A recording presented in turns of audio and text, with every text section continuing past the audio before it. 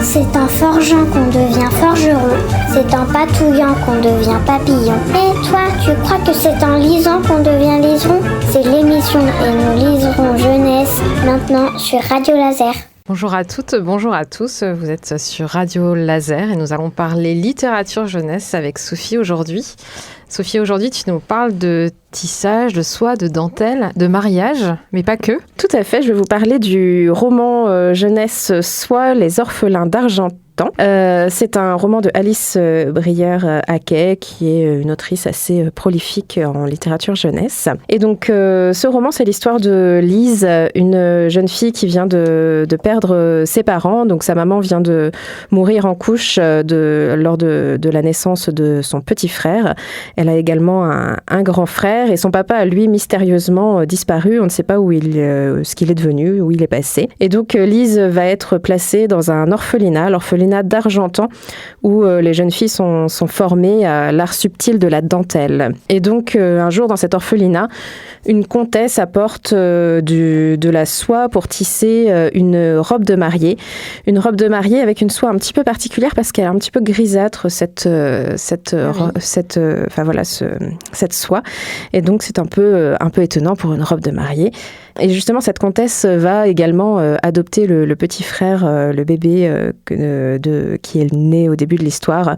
Donc, le petit frère de Lise. Et ça va interroger la jeune fille qui va s'interroger particulièrement sur les intentions de la comtesse et qui va commencer à enquêter sur cette femme étonnante et un peu intrigante. C'est un roman, une petite aventure familiale, parce qu'on va retrouver également le grand frère au cours de l'histoire. Et donc, c'est avant tout l'histoire d'une fratrie qui a très envie de rester ensemble et qui ne veut pas être séparée, et donc ils vont tout faire pour pouvoir se retrouver. On a des araignées qui ont une place assez importante dans l'histoire. Déjà, ça se voit à chaque début de chapitre, puisqu'on a une illustration d'araignée qui vient illustrer chaque début de chapitre. Et puis, on a aussi des sortes de petits messages codés qui sont parsemés entre les chapitres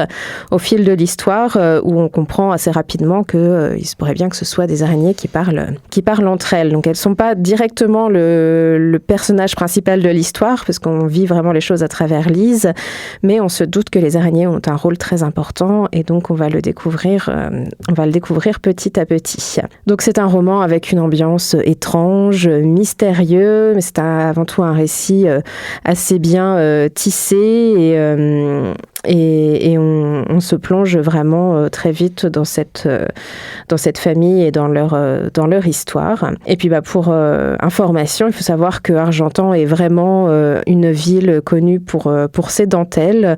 Il y a eu un musée qui, j'ai vu, a priori a fermé maintenant, mais qui continue à proposer des actions en fait ponctuellement, en dehors de ces murs, autour de la dentelle.